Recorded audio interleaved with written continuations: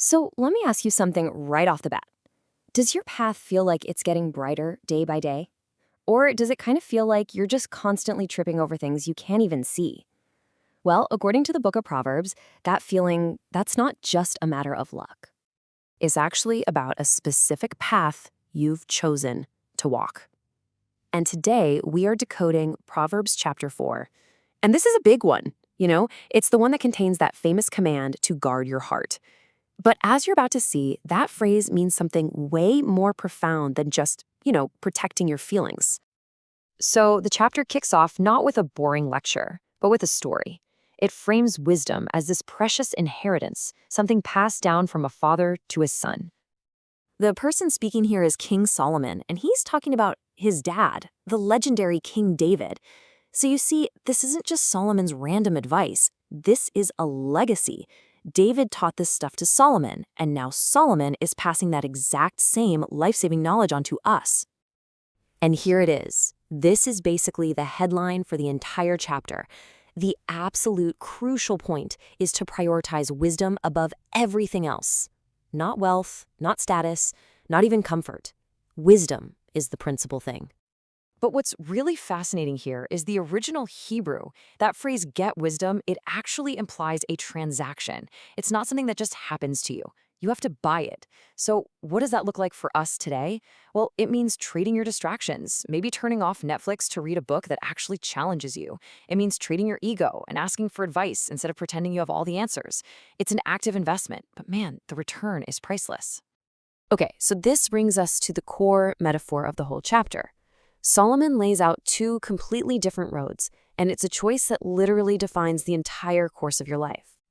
I mean, the contrast here could not be more clear. On one side, you've got the path of the just. It's a journey of increasing light and clarity. And on the other, you've got the way of the wicked, a path of confusion, total darkness, and just constant stumbling. There is absolutely no middle ground here. Let's talk about this path of darkness for a second. Have you ever walked into a pitch black room and just smashed your shin on a coffee table? It's painful, right? And it's so confusing. Well, that's the image here. Without wisdom, people make mistakes, they ruin relationships, they hurt themselves, and they don't even get why it's happening. But now, look at the alternative. The Hebrew imagery here is beautiful. It's like the dawn.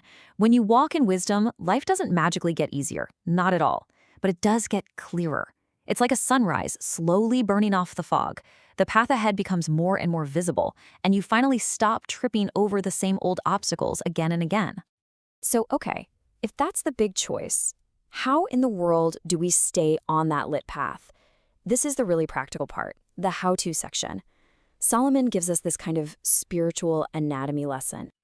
He breaks it down into 3 really actionable steps. First, your mouth. What you say really, really matters. Second, your eyes. Where you fix your focus is what determines your direction. And third, your feet.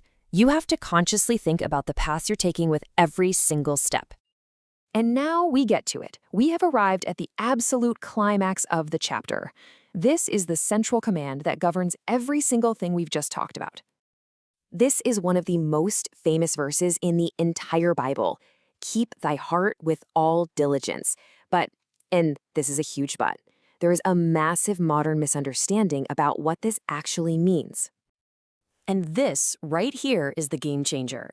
See, when we hear the word heart, our 21st century brain immediately thinks about romance and feelings. But for the ancient Israelites, the heart, or lev in Hebrew, was so much bigger than that. It was the control center, the cockpit of your life. It included your mind, your thoughts, your will, and your emotions.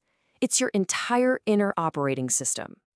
The verse says the issues or the springs of life flow from it. So think of it like a wellspring, the source of a river.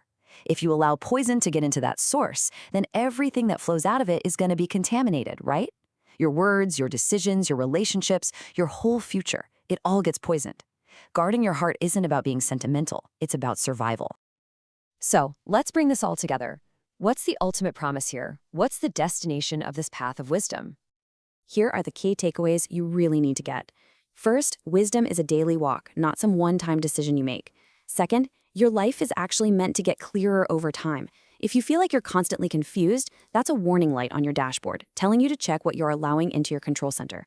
And finally, for Christians, this whole principle finds its ultimate fulfillment in Jesus, who is described as the very wisdom of God.